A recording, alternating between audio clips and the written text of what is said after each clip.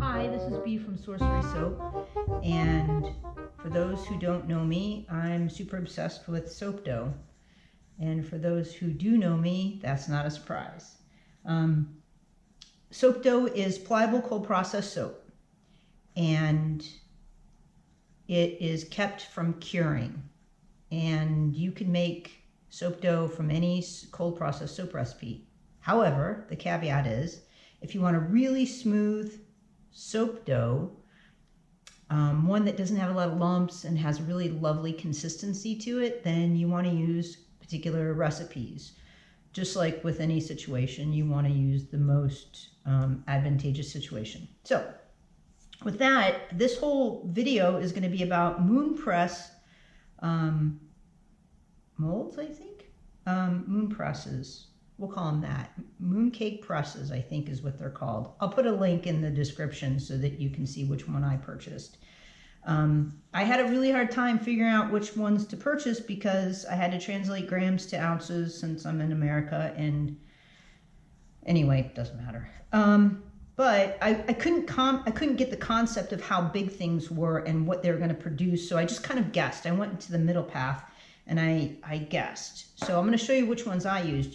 There's tons of designs out there. There's big ones and small ones, and people use them for a variety of different things, like bath bombs, I think, and actual food product. But because I like soap dough, I use them for soap dough. So this one is the big one. This is the basis. So they come with different presses or different embed presses like this. But this is the base form, and then you can put these, I'll show you how these go together. So you can raise and lower this inside too. So like this, I'll show you like this. You can get a different thickness to them. So they go down and they'll only go so far down. And then you put this on. Let's see, I'll just put it together. I might not put them together exactly correct, but this is the way I found that works the best for me. And when you first get them, well, at least this set, see how, and that works pretty nice. So you want them to push out just a bit from the bottom, otherwise you can't pull it off. And I'll show you how that works. But also, see, I don't know if you can see where this is. So that tells you the depth of how much product you could put inside of there. So you could actually put this a lot lower if you wanted to. Here. I don't know if I can do this in this way. Yeah, let's see. Let's take it apart. So this, like this. I screw that like that. Okay. So, and then this one has a flower, and this one has a fish scene with a little lotus flower there, and a different flower. This one is the convex, and then the little ones. Okay. And then this one actually still has soap in it, and this one has another big lotus flower. This is a one pattern flower. And then the little ones that this comes with are just little flowers like that, convex, concave, depending on what you're using. I think you can see those like that. Okay. So let's put these away. So let's use this one. And the other thing I wanted to point out is that, see now, okay, oops, I put it on backwards. The other thing I wanted to point out was that when I first got mine, they are plastic. There's going to be little burrs on them. Now, see, can you see that, like how shallow that is? So that's a whole different level for how much product goes in here.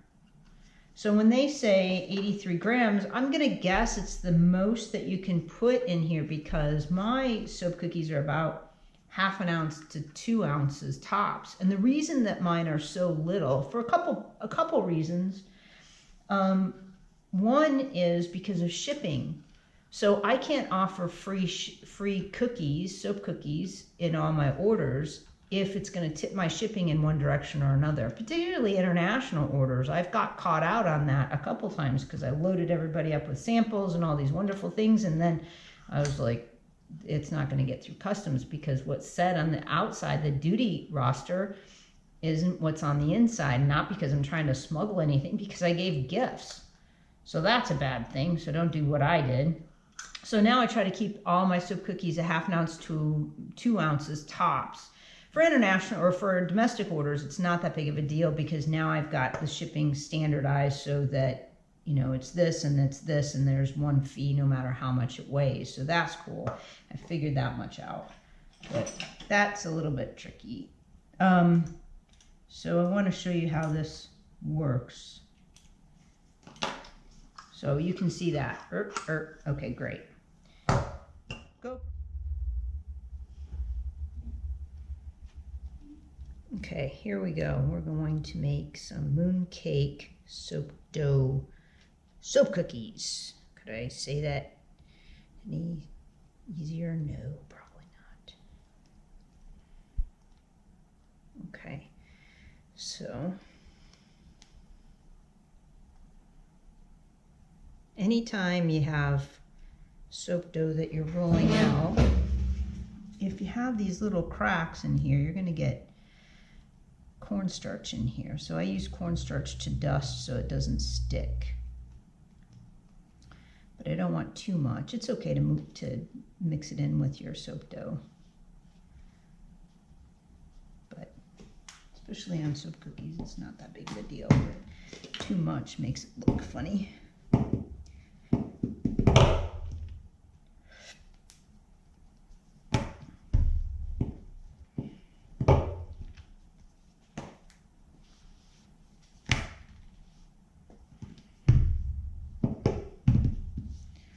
That looks good. Okay, you can see there's a little air bubble in there. That probably isn't that big of a deal. So what I do is I spray this because I want it to release. And I really want the impression. There we go. You can clean all that up once the alcohol evaporates from it. I just sprayed it with alcohol, by the way. So now what will happen is the outside of this gets stuff on it. See if there's enough soap here to do that. Okay. Okay.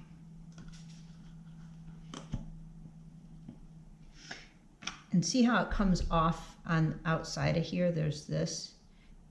Oops, see, I didn't get the center. The center, it's a little bit difficult to do that. Okay, so what I'm doing right here, I'm trying to get all the pieces to be one coherent piece. See how this is flapped over? We don't want that. We want it all to be together.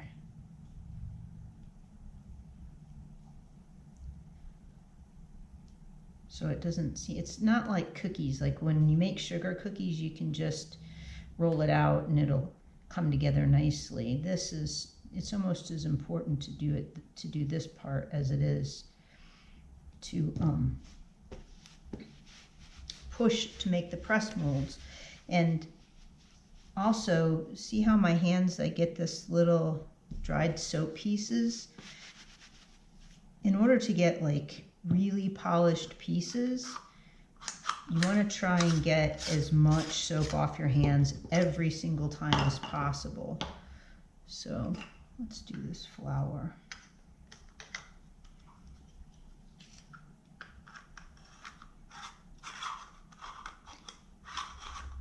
Because those little soap crumbs are going to have to be removed at some point anyway, so eliminating them now is probably the best idea, or at least in my, it just makes things simpler and believe it or not, as much detail as I like to do. I don't like things too complicated when it comes to making things. That's why I try to simplify the soap dough recipes and simplify this so I can just get to it whenever I want to get to it instead of going through all the shenanigans to make stuff, because I feel like making things sometimes late in the evening and I don't want to have to do a bunch of stuff. I just want to be able to get to the creative part. So, see that right there? That's all. Like when I make actual soap cookies that have painted tops on them, I have to eliminate that. And generally, in how I do that, oops, let's just poke a hole in it and then move it to the, try to cover it up. I don't want that air in there. Okay, let's try this.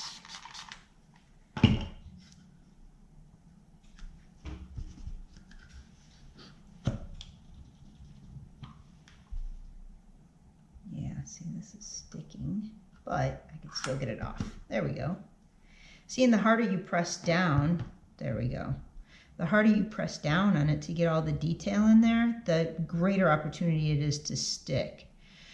But you get all this wonderful detail in there. So I hope this helped. And you can see the benefits. So I'm going to leave these to cure. So, you know, what I was talking about is how much I thought that 83 grams meant the circumference somehow. It's not exactly what I thought. I knew that it would be the weight of it, but the weight isn't as important to me as the size or the diameter, or should I say circumference, not around here, diameter. So that's not as important to me as, because I can gauge how thick these soap cookies are. We can make a really thick one if I have enough soap dough here. Yeah, I don't. But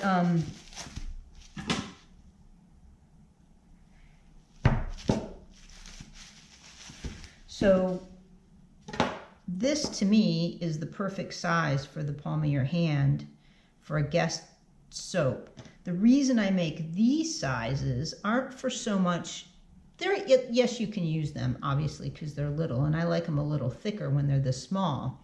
For example, like a guest soap. But the reason I make these isn't so much as a guest soap, but as a scent sample, so that you can see how it performs, so that you can see how the fragrance oil that I name in it, and you get a sample of the soap. You see what it looks like and how it feels and all that stuff.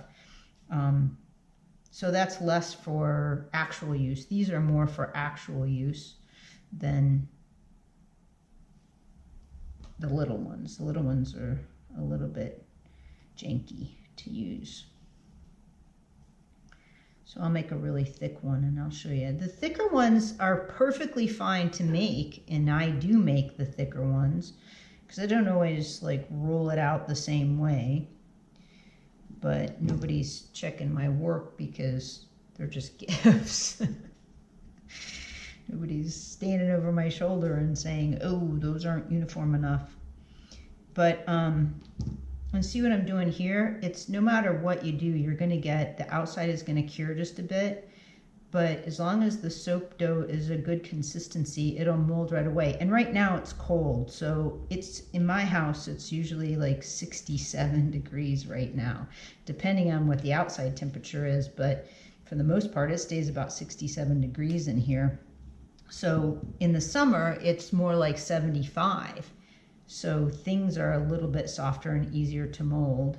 It has more to do with temperature right now for me than it does to have to do with curing, because I just made this soap dough. This color is available on the website, and so it's not like it's had any time to actually cure. It's just cold in here. And you can tell the truth of that because I can mash it right away. If it was starting to cure, you would have pieces of it that you just couldn't work out because they've already locked together. So, ooh, and it might be 67, but there's still a gnat in here, which is bizarre. Okay. So, okay. So when I'm making embellishments or I'm working with soap dough, the other thing that I do a lot is, right now I'm just wiping my hands off with alcohol. I don't do that very often because it'll start to dry your hands out a lot, and just working with soap dries your hands out too, and my fingertips will split if I keep doing that. So what I do is I wash my hands so regularly, because if you can see, there's pieces of dried soap that immediately got air exposed to them, came off of the soap and onto my hand and back onto the soap again. And that is a problem if you want a really smooth finish, because you can see that really smooth finish. That's really, to me, highly attractive when it's that smooth. And I do my best to get rid of and eliminate all those little soap crumbs, like this right here. Let's see here. Oftentimes those little crumbs, you'll be able to see them a little bit better, and they'll just sort of evaporate with because they can be cornstarch as well. And so I'll just go in and clean it up a bit. So there you go.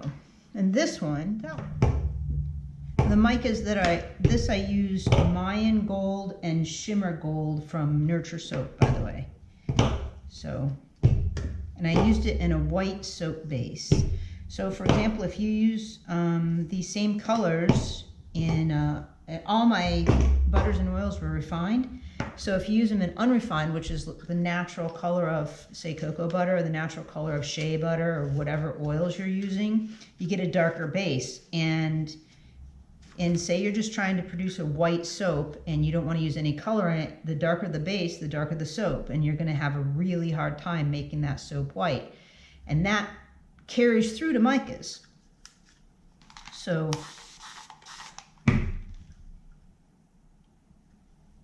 the base influences the outcome of the color, no matter what colorants you use. Okay, let's see if I can get this one. And I did, except I stuck it to the countertop, or to the worktop. There we go. Look at that. So you can see that the outline of the fish is there, and the I don't know if you could see this. There's detail in that fish that is, and in this flower that didn't come through here. So let's see if we could do that again and make that detail come through.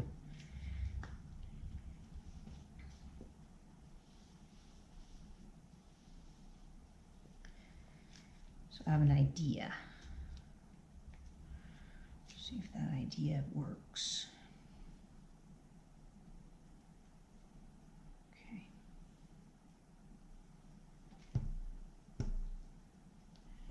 The idea is to make the top more domed. And here, I'll be able to show you. So you see how thick that is. I can show you how a thick piece. So this is probably not cured. That is maybe an ounce, not even. That's what I'm saying, is like that translate. What do these grams translate? Or, which this is supposedly 2.9, clearly this isn't 3 ounces. That's, maybe an ounce, 2 ounces. So it's the circumference of it versus, did I say that correctly again? Diameter, circumference is the measurement all the way around, diameter is across, right? Either way, it applies. So it's how big around it is versus how much volume depth-wise like this you're looking for. Well, at least that's how I shopped for mine. So we'll put it that way. I don't know. You could shop for yours however you want, but at least you know how big the cookie is. So that's how big my hand is, and that's how big the cookie is. I can give you a measurement of that, I suppose. So let's try this and see. So we put that on there. We got to press it before we pull it off. Let's see if the roundness worked. Ah, there we go. So I domed the top, and now we have the outline of the fish and the flower in there a little bit more, much more detail, but you can see how thick that is. So that's a little bit weighty. I'll tell you how much that weighs here in a second.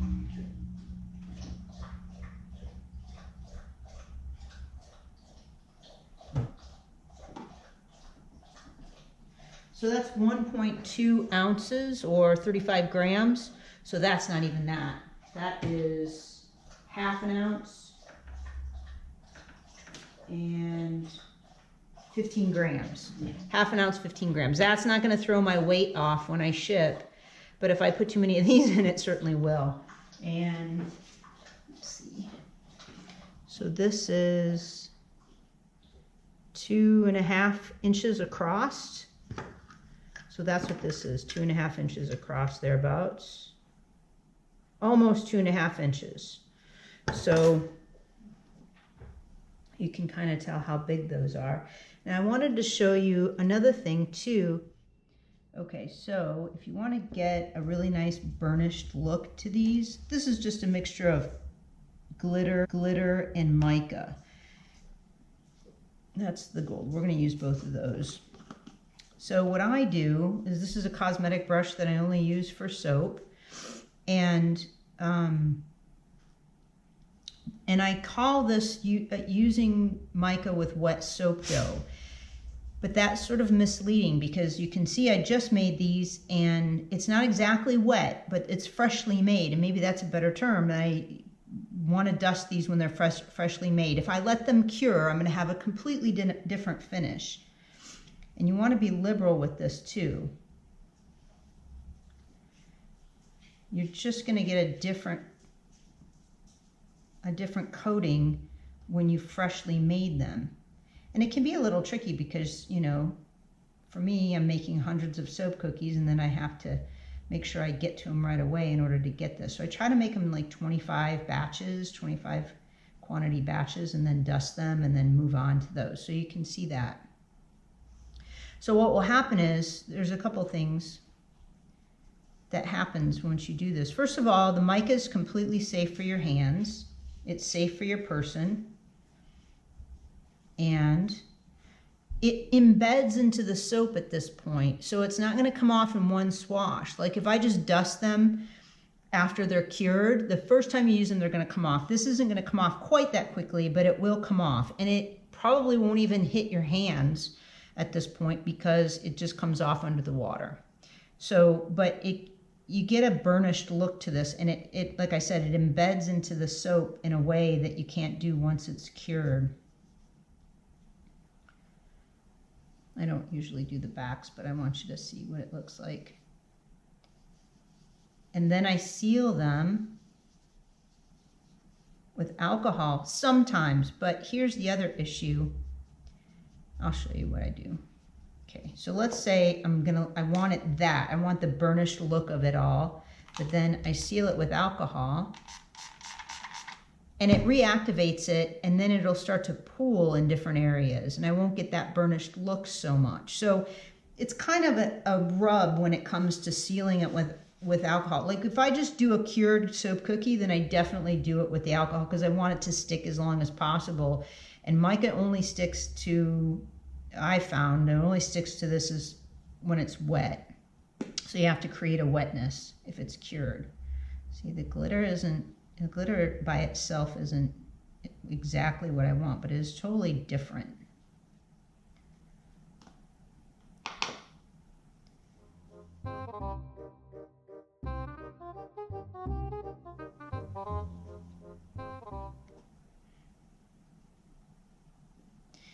And if you think about how much you use, I mean, this isn't that much really to get the effect.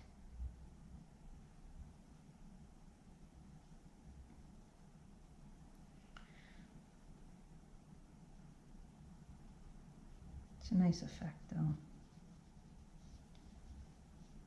Gosh, I don't mind having all the glitter everywhere. So there's that. So then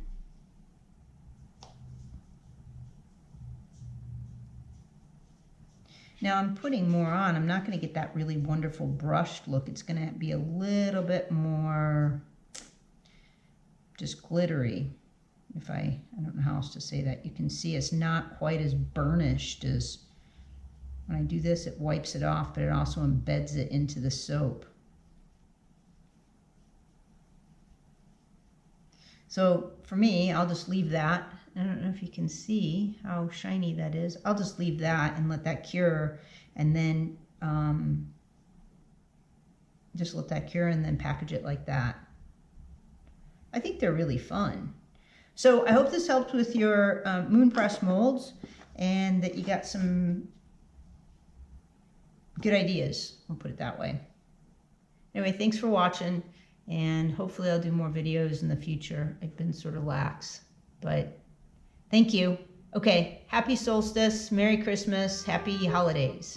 Bye.